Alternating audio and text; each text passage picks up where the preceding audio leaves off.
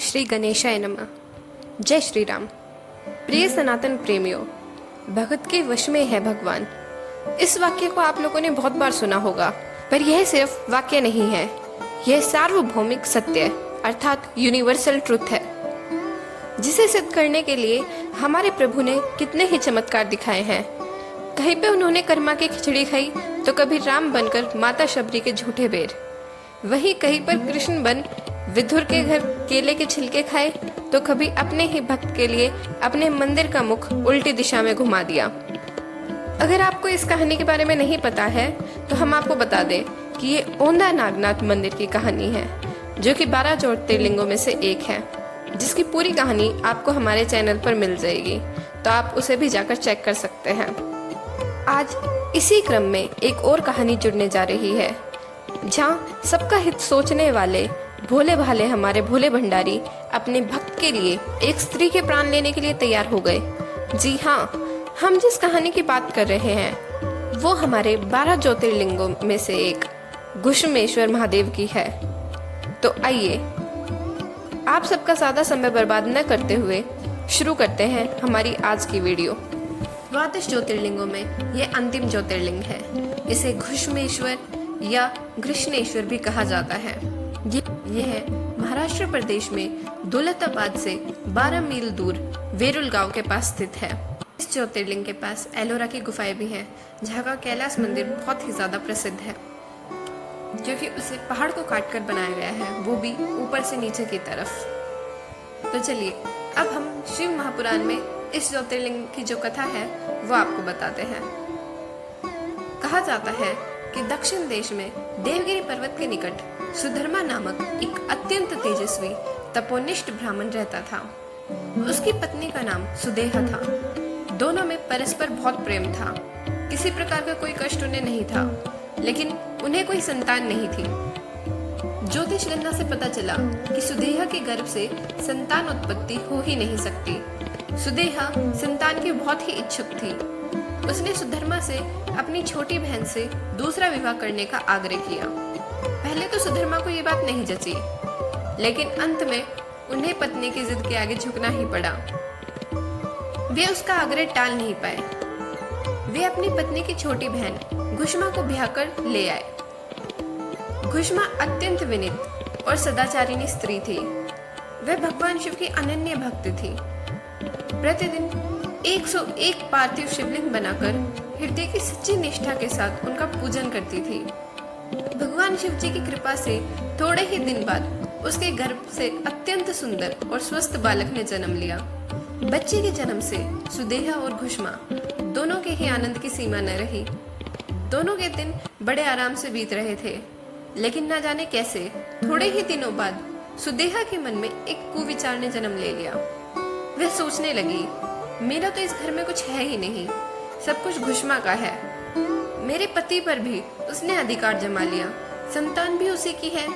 यह कुविचार धीरे धीरे उसके मन में बढ़ने लगा। इधर घुश्मा का वह बालक भी बड़ा हो रहा था। धीरे धीरे वह जवान हो गया, उसका विवाह भी हो गया। अब तक सुदेहा के मन का कुविचार रूपी अंकुर एक विशाल वृक्ष का रूप ले चुका था। अंततः एक दिन उसने घुश्मा के युवा पुत्र को रात में सोते समय मार डाला। उसके शव को ले जाकर उसने उसी तालाब में फेंक दिया, जिसमें घुश्मा प्रतिदिन पार्थिव शिवलिंगों को फेंका करती थी। सुबह होते ही सबको इस बात का पता लगा। पूरे घर में कोहराम मच गया। सुधर्मा और उसके पुत्रवधू दोनों सिर पीटकर फूट फूट कर रोने लगे, लेकिन घुश्मा नित्य की भांति भगवान शिव की आराधना में लीन रही, जिसे कुछ हुआ ही न हो। पूजा समाप्त करने के बाद वह पार्थिव शिवलिंगों को तालाब में छोड़ने के लिए चल पड़ी। जब वह तालाब से लौटने लगी, उसी समय उसका प्यारा लाल तालाब के भीतर से निकलकर आता हुआ दिखाई पड़ा। वह सदा की भांति आकर घुश्मा के चरणों पर गिर पड़ा, जैसे कहीं आसपास से ही घूम कर आ रहा हो। उसी समय भगवान शिव भी वहां अत्यंत क्रोध में प्रकट हुए और उन्होंने घुश्मा को उसकी बहन सुदेहा की करनी के बारे में बताया। वह उसकी घिनौनी करतूत से अत्यंत क्रोध में थे। वो अपने त्रिशूल द्वारा उसका गला काटने के लिए भी तैयार थे, लेकिन घुश्मा ने हाथ जोड़कर भगवान शिव से कहा, प्रभु, यदि आप मुझ पर प्रसन्न हैं, तो मेरी उस अभागिन बहन को क्षमा कर दे। निश्चित ही उसने अत्यंत जघन्य पाप किया है, किंतु आपकी दया से मुझे मेरा पुत्र वापस मिल गया। अब आप उसे क्षमा करें प्रभु।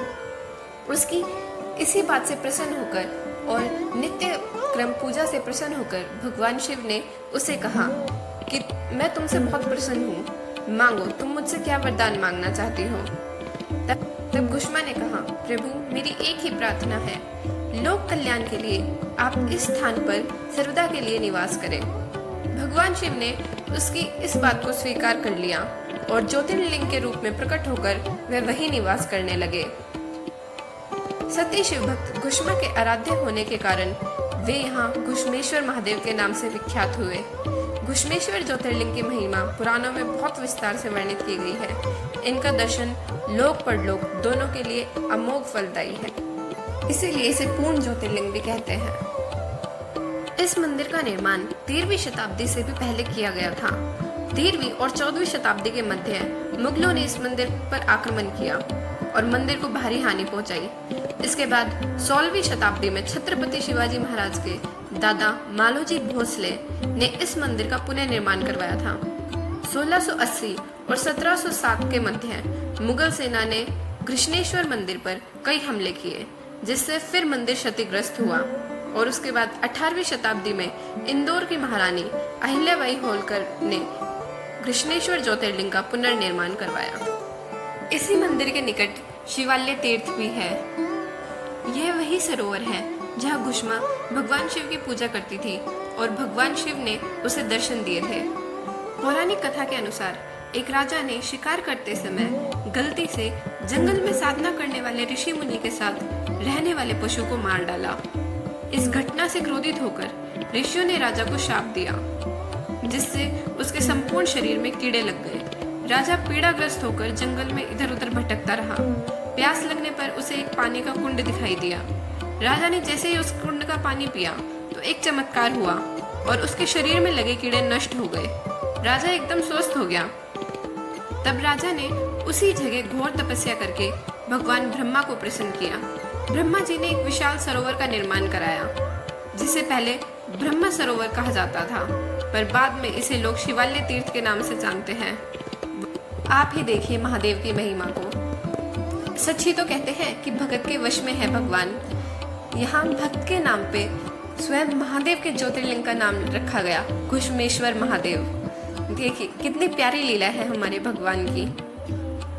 और मुगलों के इतने अथक प्रयासों के बाद भी वो इस ज्योतिर्लिंग को कोई हानि नहीं पहुंचा पाए। यही तो शिव की महिमा है।